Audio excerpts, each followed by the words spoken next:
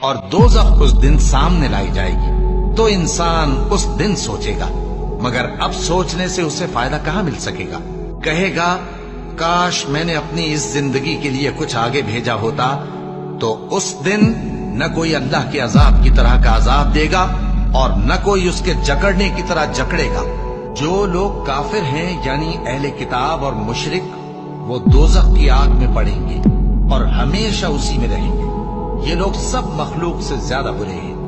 جن لوگوں نے مومن مردوں اور مومن عورتوں کو تکلیفیں دیں اور توبہ نہ کی، ان کو دوزخ کا اور عذاب بھی ہوگا اور جلنے کا عذاب بھی۔ بے شک دوزخ گھات میں ہے، یعنی سرکشوں کے لیے کہ ان کا وہی ٹھکانہ ہے، اس میں وہ صدیوں پڑے رہیں گے۔